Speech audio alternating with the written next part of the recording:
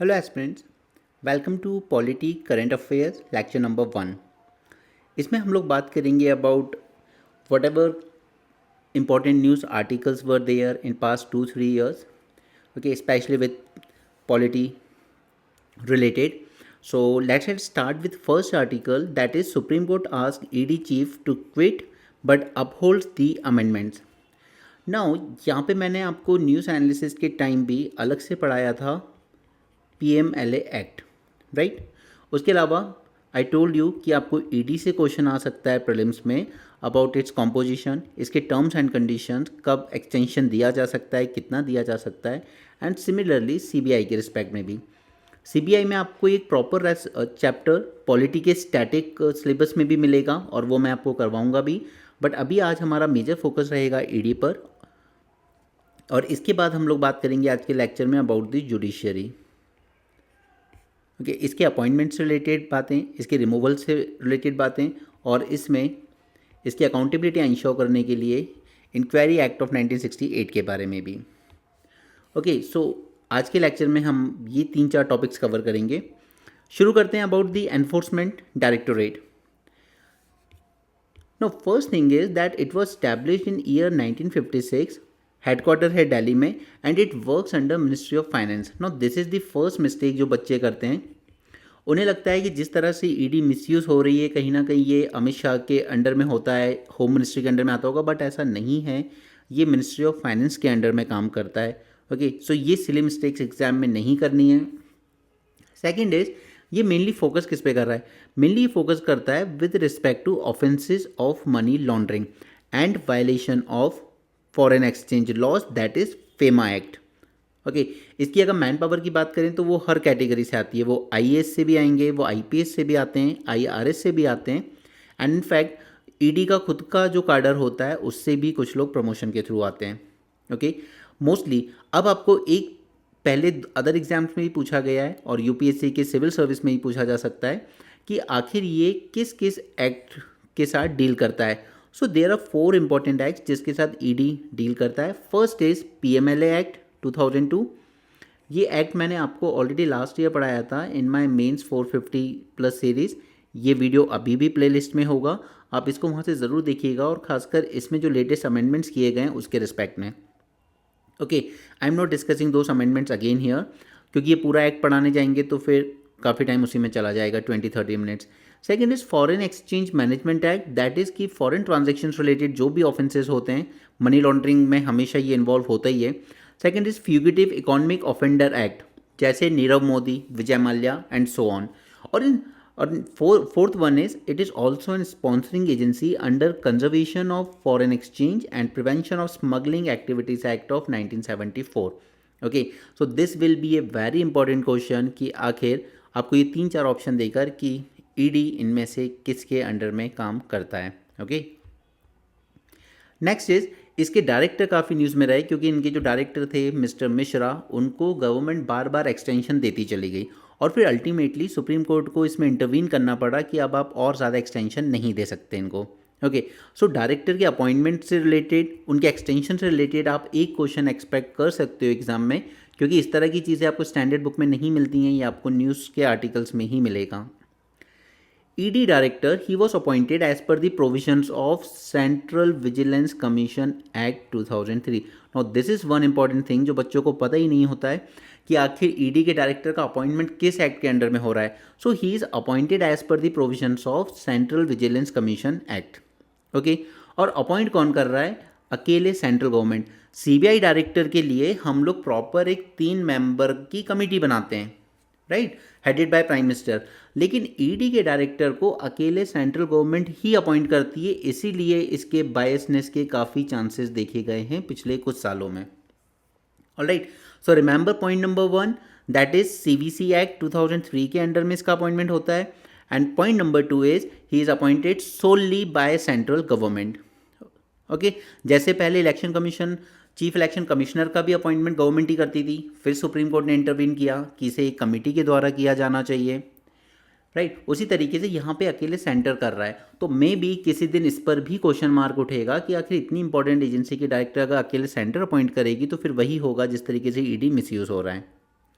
Appointment committee की बात करें तो centre appoints the director on recommendation of high level committee, लेकिन यहाँ पे जो हाई लेवल कमेटी है उसका कॉम्पोजिशन आप देखेंगे तो ये सीबीआई के डायरेक्टर से टोटली अलग है।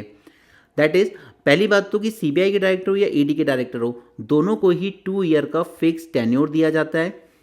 लेकिन 2021 में कुछ अमेंडमेंट्स किए गए to this Central vigilance commission Act 2003 and Delhi Special Police Establishment Act 1946, जिसके अंडर में सीबीआई का डायरेक्टर अपॉइंट होता है।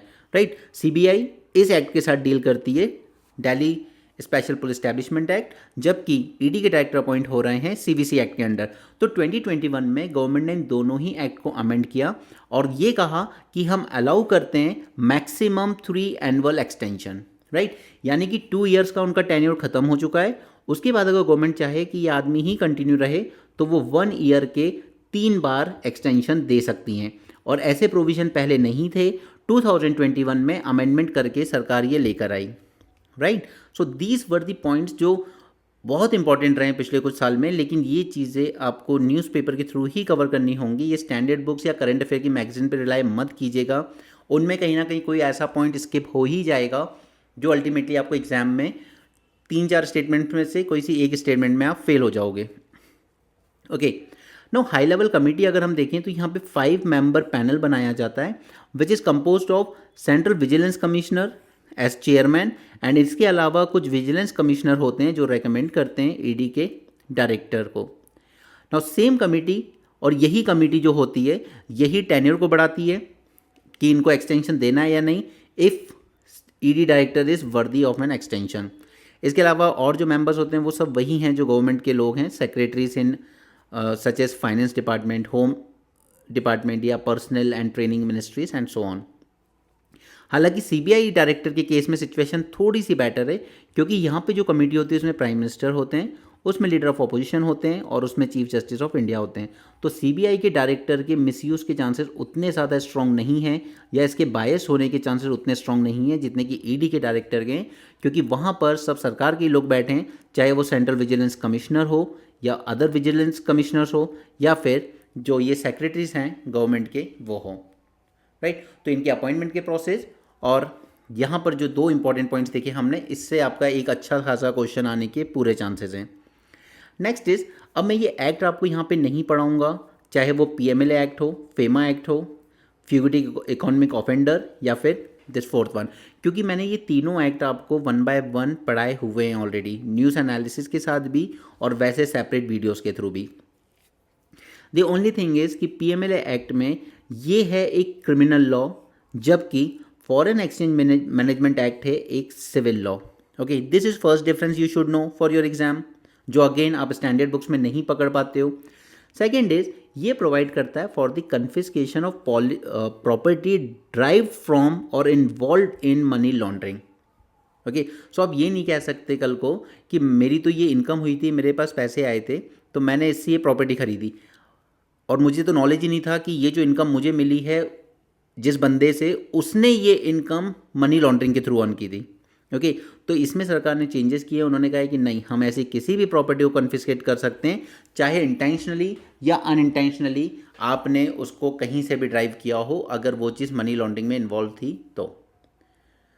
ओके, नेक्स्ट इज, हम लोग आगे चलते हैं, एक्ट के बारे में नहीं पढ़ेंगे, हम पढ़ चुके हैं पहले। चलिए, next is ECIR on case against Goyal wife quash. Now ECIR और FIR जो पुलिस दर्ज करती है केस में, इन दोनों में मैसिव डिफरेंस है। और याद रखिएगा कि कभी भी आपको अरेस्ट वगैरह किया जाता है ना, तो आपको ग्राउंड्स ओरली भले ही बता दिए जाएंगे, लेकिन ये मैंडेटरी नहीं है कि ईडी आपको ये ECIR हैंड ओवर करेगी, ठीक है। जबकि FIR के केस में सिचुएशन अलग है। ECIR FIR में आपको हाथ में दी जाती है कॉपी, वो मैंडेटरी होता है, ठीक है। और अरविंद केजरीवाल ने भी अपने उसमें एक बार यही क्वेश्चन मार्क उठाया था कि आप ECIR की कॉपी तो हमें दीजिए, हमें पता तो हो, ठीक है। आप सिर्फ ओरली बता देते हो कि आपको इस चार्ज पे उस चार्ज पे हम अरेस्ट कर रहे हैं, बट आप इसकी कॉपी क्यों नहीं देते हो। ओके, सो ये अगेन आपको एग्जाम में परेशान करेंगी ये बातें। First is that ECIR is the first official document recorded by ED before beginning its investigation. Similar to FIR with the police. तो आपको ECIR और FIR इन दोनों में फ़र्क भी पूछा जा सकता है प्रीलिम्स में, क्योंकि पहले भी पूछा गया है।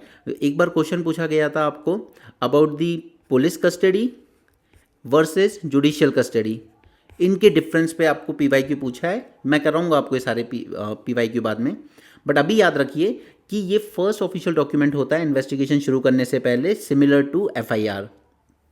बट ECIR को आप फिर भी FIR की इक्विवेलेंट इसलिए नहीं कह सकते बिकॉज यहाँ पर ECIR सप्लाई करना मैंडेटरी नहीं है। Okay, it is enough if ED at time of arrest discloses the ground of such arrest. वो बस मुझे बता देंगे कि हम इस ग्राउंड पे आपको अरेस्ट कर रहे हैं, बट मुझे इसकी कॉपी नहीं देंगे। ये इंटरनल डॉक्यूमेंट माना जाता है ED का। और इसी तरीके से जब काफ़ी सारे दूसरी पार्टी के MLAs जिन्होंने ज्वाइन कर ली BJP और बाद में ED ने कोर्ट में जाके कह दिया कि वो कॉपी ही गुम गई है, ECIR की कॉपी ही गुम हो गई है उनकी, और वो इस केस को आगे परस्यू नहीं करना चाहते। ये हुआ महाराष्ट्र में, right. This is an internal document of ED and the fact that FIR in respect of schedule offences has not been recorded does not come in the way of ED authorities to commence the inquiry और investigation, right. तो वो एक trick question बन के आ सकता है आपको। Next is justice Sanjiv Khanna take over as 51st chief justice of India. ठीक है, तो अब हम यहाँ पे जानेंगे पूरा प्रोसेस, जितने भी फर्स्ट सेकंड एंड थर्ड जजेस केस हुए हैं, राइट। फोर्थ जज केस तो उसी को कहा जाता है जिसमें सरकार सुप्रीम कोर्ट ने NJAC बिल को अनकॉन्स्टिट्यूशनल डिक्लेयर कर दिया था, तो वो इतना इंपॉर्टेंट नहीं है। Second, chief justice of India को लेके कुछ कंट्रोवर्सीज हुई हैं जो पास्ट में, उसके बारे में जानेंगे और इनका अपॉइंटमेंट किस तरीके से किया जाता है। दूसरा, सुप्रीम कोर्ट के जज की अपॉइंटमेंट और हाई कोर्ट के chief justice as well as high court के जजेस की अपॉइंटमेंट के बारे में, और फिर बात करेंगे इनके रिमूवल के बारे में और जजेस इंक्वायरी एक्ट ऑफ 1968 के बारे में। Okay, so let's start. Article 124 हमने आज की भी न्यूज़ एनालिसिस में देखा था ये, क्योंकि पूरा आर्टिकल आया था इसको लेकर। ठीक है, आर्टिकल 124 इसमें एक क्लॉज 4 है, वो सबसे इंपॉर्टेंट है। Chief justice of India is appointed by whom, obviously president, okay, but after consultation with such judges of Supreme Court and High Court as he or she deem necessary। no see, article constitution में क्या लिख दिया गया सिर्फ, that appoint करेंगे president after consultation with such जजेस of supreme court and high court as he और she deems necessary. इसी का मिसयूज़ किया इंदिरा गांधी जी ने अपने टाइम पर, और उन्होंने कह दिया कि हमने तो कंसल्टेशन वगैरह कर ली और हम इस आदमी को चीफ जस्टिस ऑफ इंडिया बना रहे हैं अपनी मर्जी से। यानी एक सुप्रीम कोर्ट जज को पकड़िए, उसके ऊपर सीनियर 3 सुप्रीम कोर्ट जज बैठे हुए हैं, तो उनको चीफ जस्टिस ऑफ इंडिया बनाने के बजाय इंदिरा गांधी जी ने एक 4th नंबर पे ऑर्डर में सीनियरिटी में 4th नंबर के आदमी को उठा के चीफ जस्टिस ऑफ इंडिया बना दिया। तो तब जाके ये कॉन्ट्रोवर्सी हुई कि यार डीम नेसेसरी मतलब प्रेसिडेंट मतलब क्या है, प्राइम मिनिस्टर, उनका काउंसिल, ठीक है, वही डिसाइड करेगा सब कुछ। तो यहाँ पर इसी को लेके बाद में फिर एक कन्वेंशन बनाया गया कि नहीं, जो सीनियर मोस्ट होगा वही चीफ जस्टिस ऑफ इंडिया बनेगा, ताकि इस तरह की चीज़ें ना हो। अभी हम इन पे बात करेंगे। फिर बाद में कन्वेंशन डेवलप किया गया कि एक सीनियर मोस्ट जज, द सीनियर मोस्ट जज ऑफ सुप्रीम कोर्ट, और ये सीनियरिटी सिर्फ एज पे बेस नहीं होती है, ये बेस होती है ईयर ऑफ सर्विस पे। ओके, सीनियर मोस्ट जज को ही चीफ जस्टिस ऑफ इंडिया बनाना होगा। ठीक है, तो कहीं ना कहीं सरकार ने यहाँ पे जो डिस्क्रिशन ले रखा था अपने पास कि हम प्रमोट करेंगे जिसको चाहेंगे, या प्रेसिडेंट के नाम पर, ठीक है, कि वो डिसाइड करेंगे किसको बनाना है, ये डिस्कशन ख़त्म कर दिया गया और कह दिया गया कि सिर्फ सीनियर मोस्ट जज ही बन सकता है चीफ जस्टिस ऑफ इंडिया। लेकिन ये इनफॉर्मली डिसाइड हुआ था बाय कन्वेंशन, बाद में इसको फॉर्मलाइज कर दिया गया इस प्रोसेस को by a memorandum of procedure for appointment of supreme court जज, जो कि बना 1998 में। एक वो मेमोरेंडम ऑफ प्रोसीजर अलग है जो मोदी सरकार के टाइम बना 2015 में, ठीक है, वो तो फोर्स में खैर आया ही नहीं। डिपार्चर फ्रॉम कन्वेंशन, तो जब ये कन्वेंशन बन चुका था तो फिर डिपार्चर कहाँ से हुआ? डिपार्चर हुआ इंदिरा गांधी जी के टाइम, जब कुछ जजेस ने उनके खिलाफ जजमेंट देना शुरू कर दिए तो उन्होंने उनको चीफ जस्टिस ऑफ इंडिया बनाया नहीं। ठीक है, Indira Gandhi government appointed justice A.N. Ray as chief justice of India, superseding 3 senior जजेस, that is mister Shelat, mister Hegde and mister Grover. इन तीनों सीनियर को बाईपास करके A.N. रे को इन्होंने चीफ जस्टिस ऑफ इंडिया बना दिया। Similarly justice H.R. खन्ना ने भी एक केस में इंदिरा गांधी के खिलाफ जजमेंट दिया था, तो उसका खामियाजा उन्हें भी भुगतना पड़ा and he was superseded by justice M.H. Beg. Okay, तो ये जो डिपार्चर हुआ कन्वेंशन से, ये सुप्रीम कोर्ट को पसंद नहीं आया। अब सुप्रीम कोर्ट को ख़त्म करना था गवर्नमेंट का ये डिस्क्रिशन, और ये उन्होंने कर्टेल किया बाय सेकंड जजेस केस इन 1993 कि गवर्नमेंट का डिस्क्रिशन बंद होना चाहिए। एंड इन्होंने रूल किया दैट सीनियर मोस्ट जज of supreme court should alone be appointed to the office of chief justice of India. ठीक है, ये इन्होंने प्रॉपरली बोल दिया सेकंड जजेस केस 1993 में। ओके, तो इसके लिए हम तीनों केस भी जान लेते हैं। ये लक्ष्मीकांत ने भी दिया और मैंने आपको पहले भी पढ़ाया। फर्स्ट जज केस ये आया था 1982 में। इसमें क्या था कि कॉन्स्टिट्यूशन में लिखा है वर्ड कंसल्टेशन, तो इस वर्ड को ही इंटरप्रेट करने की कोशिश की गई थी यहाँ पे। ठीक है, यहाँ पे इन्होंने कह दिया था कि देखिए कंसल्टेशन का मतलब कि सिर्फ कंसल्ट कर सकते हैं प्रेसिडेंट सुप्रीम कोर्ट के जजेस को, बट उसका मतलब ये नहीं है कि उनको वही करना होगा जो इन जजेस ने कहा है। Okay, it only implies exchange of views, सिर्फ अपना ओपिनियन दे सकते हैं जजेस, जरूरी नहीं है। मतलब consultation is not equal to concurrence, consultation doesn't mean की कॉन्करेंस। ओके, लेकिन सेकंड जज केस में उन्होंने इस चीज़ को रिवर्ट किया। देखिए 1982 में बोला कि it doesn't mean consultation doesn't mean concurrence, लेकिन सेकंड जज केस में उन्होंने जस्ट उल्टा कह दिया। उन्होंने कहा कि नहीं, कंसल्टेशन मीन्स कॉन्करेंस, यानी कि यहाँ पे प्रेसिडेंट एडवाइस लेंगे सुप्रीम कोर्ट जज वगैरह की, और वो जो भी कंसल्टेशन के बाद एडवाइस देंगे उस पर एग्री करना होगा प्रेसिडेंट को।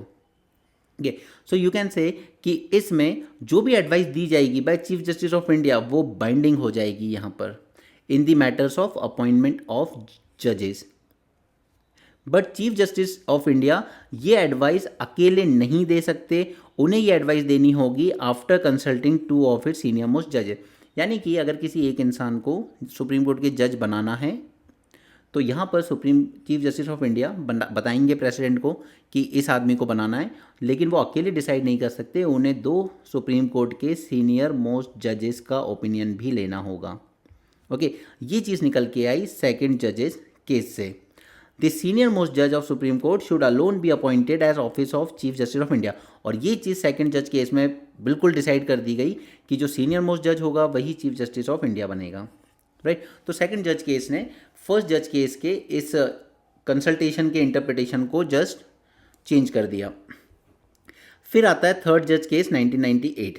अब ये इंपॉर्टेंट इसलिए हुआ बिकॉज यहाँ पे कोर्ट ने कहा कि this consultation process adopted by chief justice of India requires consultation of plurality of जजेस। दैट मीन्स ऊपर क्या कहा कि chief justice of India 2 senior most जजेस को कंसल्ट करें, लेकिन यहाँ पे कहा गया कि चीफ जस्टिस ऑफ इंडिया 2 नहीं, ये कंसल्ट करेंगे 4 सीनियर मोस्ट जजेस को जब भी किसी को अपॉइंट करना होगा एज जज। ठीक है, तो इसी ग्रुप को कह दिया गया कोलेजियम। दैट मीन्स कोलेजियम की शुरुआत हुई थर्ड जज केस से। Okay, the collegium of 4 senior most जज of supreme court and if 2 जज गिव एन एडवर्स ओपिनियन कि नहीं यार इसको अपॉइंट नहीं करते हैं, इसका परफॉर्मेंस अच्छा नहीं रहा है, तो अगर यहाँ पे 4 में से इन 2 जज ने भी कह दिया कि we don't agree with this name, तो फिर यहाँ पे चीफ जस्टिस ऑफ इंडिया को ये रिकमेंडेशन फॉरवर्ड नहीं करना चाहिए गवर्नमेंट को कि इसको अपॉइंट करना है।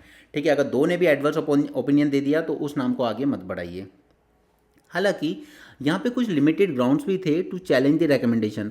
अब मान लीजिए कि कोई जज है या हाई कोर्ट का जज है या कोई एडवोकेट है, उसको लगता है कि यार मुझे अपॉइंट करना था बट इन्होंने अपॉइंट नहीं किया मुझे, तो मुझे ये चैलेंज करना है कि इन लोगों ने कुछ भेदभाव किया है। तो हाँ, आप चैलेंज कर सकते हो, but there are very limited grounds that such as lack of effective consultation और if the candidate is ineligible as per article 217 यानी कि हाई कोर्ट के रिस्पेक्ट में या आर्टिकल 124 सुप्रीम कोर्ट के रिस्पेक्ट में।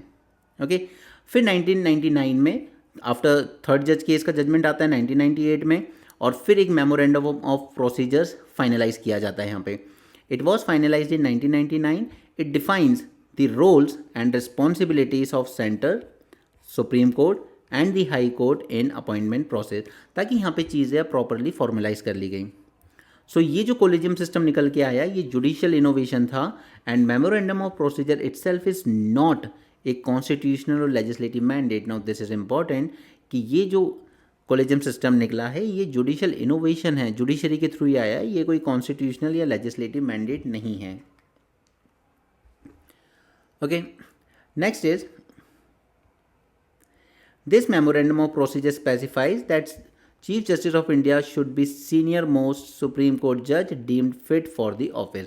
और जो चीज़ें सेकंड जज केस से और थर्ड जज केस से निकल के आई उसी को इन्होंने फॉर्मलाइज कर दिया कि सीनियर मोस्ट जज को ही चीफ जस्टिस ऑफ इंडिया बनाना होगा। Just a second.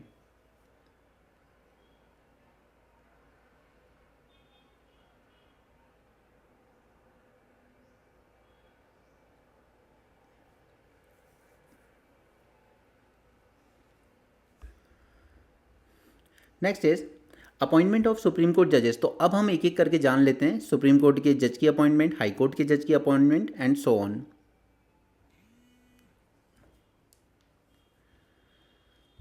The judge of Supreme Court is appointed by, of course, President by warrant under his hand and seal. Next is the consultation with the Chief Justice is obligatory in case of appointment of judge other than Chief Justice. अब Chief Justice of India की जब appointment हो रही है वो तो हमने ऊपर देख लिया कि वो जितने जजेस को कंसल्ट करना चाहें कर सकते हैं, लेकिन यहाँ पे चीफ जस्टिस के अलावा अगर हम अदर सुप्रीम कोर्ट जजेस की अपॉइंटमेंट की बात कर रहे हैं तो यहाँ पर it is obligatory in case of appointment of जज other than the chief justice. Qualifications ये सब आपने बुक में भी पढ़ा होगा। सिटीजन होना चाहिए इंडिया का, जज of high court for at least 5 year या फिर advocate of high court for 10 years और a distinguished jurist in the opinion of president. लेकिन आज तक ऐसा कोई जज अपॉइंट नहीं हुआ है जिसको हम कह सकें कि he is distinguished jurist in opinion of president. Okay, तो ये 4 उनके क्वालिफिकेशंस हैं। ओथ एंड एफर्मेशन की बात करें तो प्रेसिडेंट या फिर कोई पर्सन जिसको वो अपॉइंट करें वो ओथ एडमिनिस्टर कर सकता है। Second is salary and allowances, these are determined from time to time by the parliament. Parliament bill वगैरह पास करता रहता है सैलरीज वगैरह पेंशन वगैरह बढ़ाने घटाने की। घटाते तो कभी नहीं है, बढ़ाते ही हैं सिर्फ। टेन्योर ऑफ जजेस, तो रिमेंबर कि यहाँ पे कोई फिक्स टेन्योर नहीं दिया जाता है इनको, ये टेन्योर सिर्फ डिपेंड करता है उनकी age that is 65 year and he can resign his office by writing to the president. Okay, ये पॉइंट याद रखिएगा, ऐसा नहीं है कि चीफ जस्टिस ऑफ इंडिया को अपना रेजिग्नेशन दिया जा सकता है। नो, कोई भी सुप्रीम कोर्ट जज रिजाइन करेगा तो डायरेक्टली प्रेसिडेंट को देगा और he can be remove from its office by the president on recommendation of the parliament. Next, centre notifies the appointment of chief justice of 8 high courts. Now high court के chief justice का appointment किस तरीके से होता है? So first is कि यहाँ पर every high court comprise the chief justice and other जजेस but as deemed necessary by the president. ठीक, यहाँ पर स्ट्रेंथ फिक्स नहीं की है कॉन्स्टिट्यूशन ने हाई कोर्ट की कि एक हाई कोर्ट में कितने जज होने चाहिए, ये स्ट्रेंथ फिक्स नहीं है, ये डिसाइड करते हैं खुद प्रेसिडेंट जितना उनको ठीक लगे। Okay, remember this point, constitution does not specify the strength of high court, leaving it to president's discretion। लेकिन सुप्रीम कोर्ट के केस में ऐसा नहीं है। okay, वहाँ पर पार्लियामेंट कुछ अमेंडमेंट के थ्रू डिसाइड करता रहता है कि कब हमें इसकी स्ट्रेंथ बढ़ानी है डिपेंडिंग अपॉन द वर्कलोड, लेकिन यहाँ पे सीधे सीधे प्रेसिडेंट का डिस्क्रिशन है, वो डिसाइड करते हैं। Chief justice of high court की अपॉइंटमेंट की बात करें तो president appoint the chief justice of high court after consulting with chief justice of India and governor of the concern state. Right, ये याद रखिएगा कि गवर्नर को भी कंसल्ट किया जा सकता है while appointing chief justice of high court. Okay, proposal initiate कौन करेगा? Proposal initiate chief justice of India ही करते हैं। CJI consult 2 senior most supreme court जजेस। नाउ सुप्रीम कोर्ट के जज अपॉइंट करते टाइम वो 4 जजेस को कंसल्ट कर रहे थे, लेकिन chief justice of high court को अपॉइंट करने के लिए chief justice of India consult करेंगे सिर्फ 2 जजेस को। ओके, इसके अलावा फिर जब ये पास कर देंगे तो union ministry of law and justice ये रिसीव करेगी एंड फॉरवर्ड करेगी चीफ जस्टिस ऑफ इंडिया के रिकमेंडेशन को और सबमिट कर देगी ये प्रपोजल प्राइम मिनिस्टर को who will advise the president on the selection. Next is appointment of high court जजेस। सो हाई कोर्ट जज are appointed by the president bye warrant under his hand and seal and president appoints chief justice of high court after consulting with chief justice of India and governor of the concern state, जैसा कि हमने ऊपर देखा। लेकिन अगर high court के other जजेस को अपॉइंट करना है तो इसमें president will consult the chief justice of respective high court also. Okay, और सपोज अगर ट्रांसफ़र हो रहा है जज का, तो सपोज एमपी से ट्रांसफ़र किसी का अरुणाचल प्रदेश हो रहा है, ओके, तो ऐसे में यहाँ के चीफ जस्टिस को भी कंसल्ट किया जाएगा और यहाँ के हाई कोर्ट के चीफ जस्टिस को भी कंसल्ट किया जाएगा। Okay, along with chief justice of India and state governors. Memorandum of procedure की बात करें तो ये फॉर्मलाइज कर दिया था इसने पूरी अपॉइंटमेंट्स को. It requires that chief justice of high court to consult two other senior most high court judges to form high court collegium whose recommendation are sent to CM, governor and chief justice of India. अब अगर ये नीचे से initiate हो रहा है कि किस हाई कोर्ट के या किस डिस्ट्रिक्ट कोर्ट के जज को प्रमोट करना है ऊपर हाई कोर्ट में, तो यहाँ पे इनिशिएट करेंगे chief justice of high court के, लेकिन साथ में 2 सीनियर जजेस को कंसल्ट करने के बाद. And the governor, based on chief minister's advice, forward the proposal to Union Minister of Law and Justice, who conducts a background check and send it to Chief Justice of India and Supreme Court Collegium. Okay, now effective consultation. Supreme Court held that this effective consultation required the High Court Collegium collective involvement, including Chief Justice वहाँ के और 2 senior most High Court judges. Yeah, and इन्होंने ये भी कहा कि recommendation of high court collegium should be based on effective consultation and not on the merit और suitability of the officers. यहाँ पे इफेक्टिव कंसल्टेशन ज़रूरी है. क्वालिफिकेशंस की बात करें हाई कोर्ट के जज की तो सेम है ऑलमोस्ट. सिटीजन होना चाहिए, जुडिशल ऑफिस हेल्ड किया हो अपने टेरिटरी ऑफ इंडिया में फॉर एटलीस्ट 10 ईयर्स, एंड आप एडवोकेट रहे हों हाई कोर्ट के for at least 10 years. Okay, these are the 3 qualification. अब गलती बच्चे यहाँ करते हैं वो है ओथ एंड एफर्मेशन में. यहाँ पे ओथ और एफर्मेशन गवर्नर दिलाते हैं कि लोगों के दिमाग में प्रेसिडेंट ही आता है हाई कोर्ट के जज को लेकर भी. और सैलरी एंड अलाउंसेस कौन डिटरमिन करता है, तो ये डिटरमिन पार्लियामेंट करता है. स्टेट लेजिस्लेचर का कोई रोल नहीं है. सिर्फ ये 2 पॉइंट्स हैं जो बच्चों से हाई कोर्ट पे आने वाले क्वेश्चंस में गलतियाँ करवाते हैं. टेन्योर, कोई टेन्योर नहीं है. 62 ईयर्स की एज तक आप कर सकते हो. और रिज़ाइन करना है अगर हाई कोर्ट के जज को तो प्रेसिडेंट को ही करना पड़ेगा, गवर्नर को नहीं दे सकते. जबकि ओथ एंड एफर्मेशन के टाइम गवर्नर इन्वॉल्व है, ठीक है, लेकिन रेजिग्नेशन किसको दोगे, प्रेसिडेंट को दोगे. ये सब चीज़ें गलती कराती हैं एग्जाम में. He can be remove from his office by president on recommendation of the parliament. अब ये आज भी न्यूज़पेपर में यही इसी तरीके का आर्टिकल था अबाउट द डिसिप्लिन लेसन और हाई कोर्ट जज. यहाँ पे कई हाई कोर्ट जजेस ने कुछ भी गलत सलत रिमार्क दिए हैं अलग अलग जगह पे, और मैंने आपको न्यूज़पेपर के साथ आज डिस्कस किया था.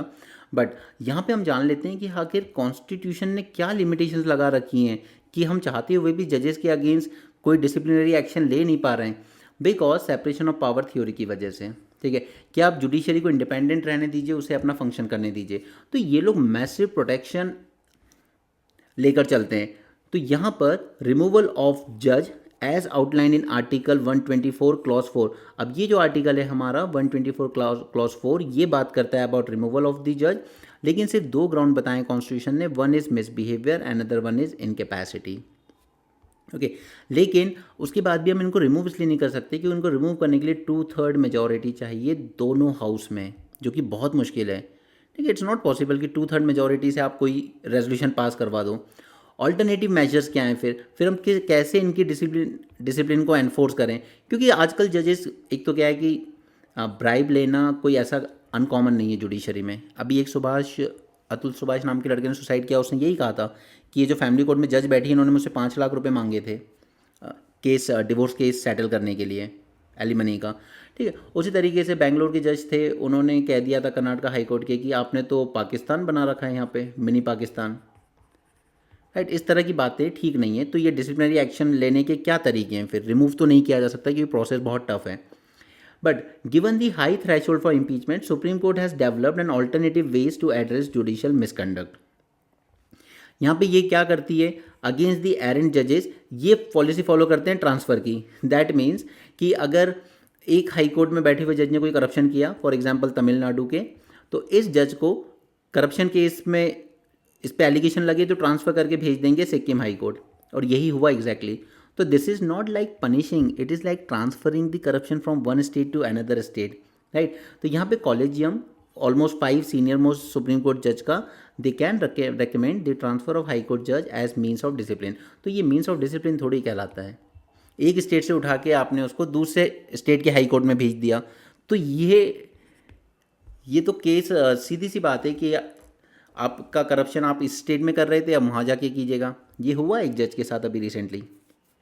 एनीवे, हमारे लिए ज़रूरी है आर्टिकल 124 का क्लॉज 4.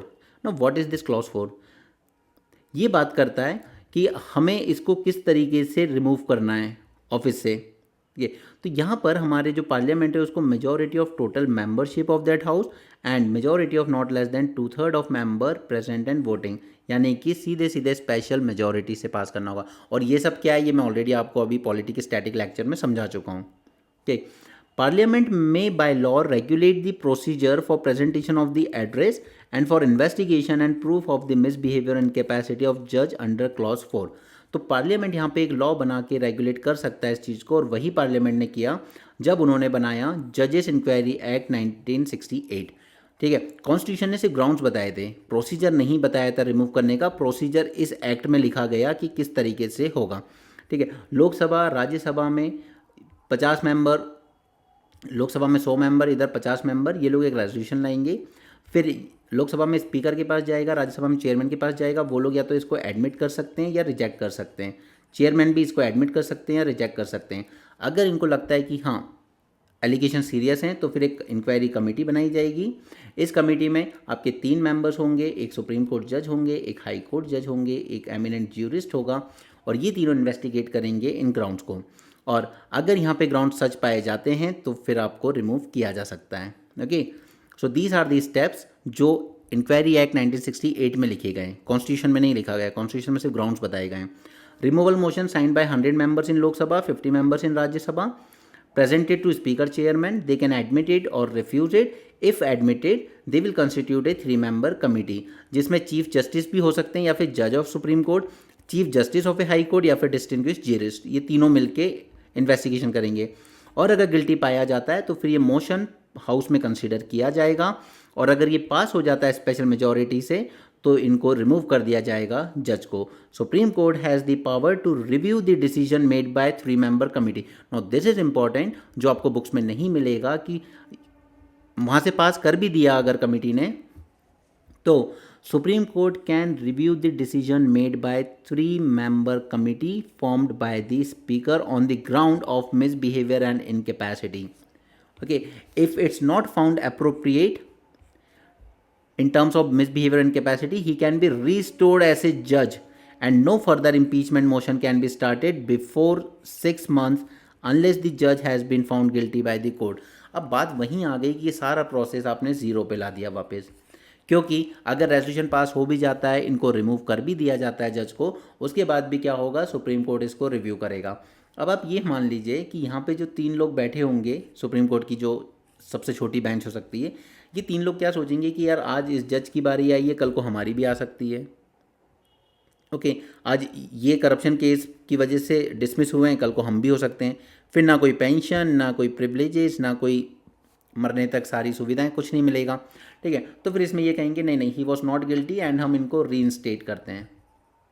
ठीक है, तो रियलिटी यही है कि इंडिया की जुडिशरी ने अपने आप को इतना आइसोलेट कर रखा है कि वो उन पे चाहे करप्शन केस चल जाए, चाहे प्रूव्ड मिसबिहेवियर चल जाए, सेक्सुअल हैरेसमेंट के केस चले हैं एक जज पे, और वो जज साहब तो अपने अगेंस्ट ही केस आया है सेक्सुअल हैरेसमेंट का, खुद ही उस केस की सुनवाई कर रहे हैं जज बन के, तो कोई अपने आप को ही पनिशमेंट थोड़ी दे लेगा, राइट। तो ये दिखाता है कि जुडिशरी ने अपने आप को काफ़ी ज़्यादा आइसोलेट कर रखा है, प्रोटेक्ट कर रखा है हर तरह की पनिशमेंट से और अकाउंटेबिलिटी से। तो in the name of independence of judiciary, what they are doing is they are avoiding all sort of accountability, right। और इसलिए आज तक कोई भी जज इम्पीच नहीं हुआ डेस्पाइट वेरी सीरियस केस। अभी सबसे लेटेस्ट 2018 में 7 opposition party submitted a petition seeking removal of Deepak Mishra to the vice president who rejected the petition on the basis that complaints were about the internal administration and not misbehaviour. कई बार removal proceedings trigger हुई हैं, जैसे V Ramaswami, Soumitra Sen, Pardiwala, Nagarjuna, Deepak Mishra, but कोई भी आज तक remove नहीं हो पाया।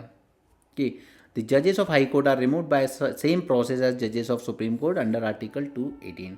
ओके, सो ये बात हुई हमारी लेक्चर नंबर 1 की। नेक्स्ट लेक्चर में हम लोग बात करेंगे few news about election commission and their functioning. So that's it for this session. Thanks for joining. Have a great day and keep learning.